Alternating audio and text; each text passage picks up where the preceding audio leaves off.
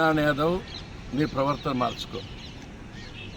ఎప్పుడో 3-4 సంవత్సరాల కిందట ఒక ఛానల్లో ప్రసారమైన అవాస్తవమైన వార్తను ఈరోజు వైరల్ చేసి నువ్వు పైశాచిక ఆనందాన్ని పొందుతున్నావు.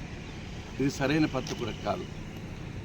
ఈ వైరల్ అయిన వీడియో గురించి కొంత నిజాలు ప్రజలకు తెలియజెప్పవలసిన బాధ్యత, జవాబుదారితనం నా మీద ఉంది.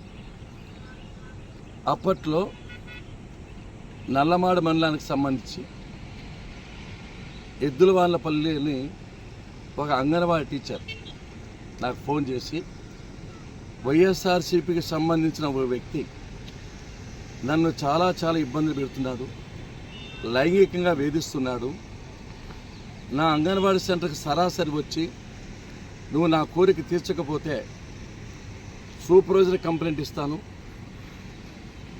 అప్పటి ఎమ్మెల్యే కంప్లైంట్ ఇస్తాను, నీ ఉద్యోగాన్ని పీకే ఇస్తానని భయప్రాంతం చేశాడు. ఆ అమ్మాయి నాతో మాట్లాడుతూ, సార్ నాకు సావే చరణ్యము, ఈ విధంగా నన్ను ఇబ్బంది పెడుతున్నాడు, నన్ను కాపాడండి అని అమ్మాయి ప్రాధేయపడింది.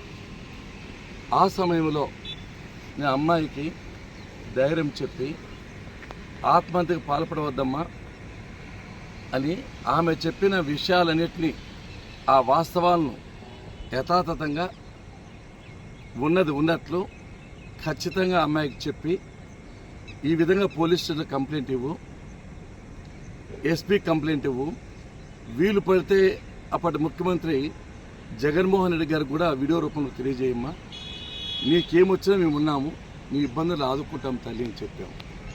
అంటే ఒక అమ్మాయిని హింస పెడుతూ ఉంటే, బాధ పెడుతూ ఉంటే, లైంగికంగా బాధిస్తూ ఉంటే అటువంటి సమయంలో ఆ అమ్మాయికి ధైర్యం చెప్పడం తప్ప దీన్ని వక్రీకరించి ఆ అమ్మాయి మాట్లాడిన మాటలు డిలీట్ చేసి ఆడియోలో నేను మాట్లాడిన మాటలు మాత్రం పెట్టి ఈ విధంగా దాన్ని వక్ర మార్గంలో వైరల్ చేయడము ఎంత నీచమో, ఎంత హీనమో ఒక్కసారి ప్రజలు అర్థం చేసుకోవాలి. ఒకటే చెప్తున్నా, నేను ఎప్పుడు కూడా పద్ధతి తప్పిపోలేదు, ధర్మంగా ఉన్నాను, నిజాయితీగా ఉన్నాను. నా కార్యకర్తలు నన్ను నమ్ముకున్న వాళ్ళ కష్టాల్లో, నష్టాలు, ఇబ్బందులు, సమస్యలు ఉన్నప్పుడు నేను దాన్ని స్పందించవలసిన అవసరం ఎంతైనా ఉంది కాబట్టి స్పందించాను తప్ప వేరే విధంగా లేదు. నా ప్రతిష్టకు భంగం కలిగే విధంగా దీన్ని వైరల్ చేసే వాళ్ళందరి మీద కూడా సివిల్ క్రిమినల్ చర్య తప్పకుండా తీసుకుంటాను. ఇది ప్రజలకు అర్థం చేసుకోవాలని చెప్పి నేను మనవి చేస్తున్నాను.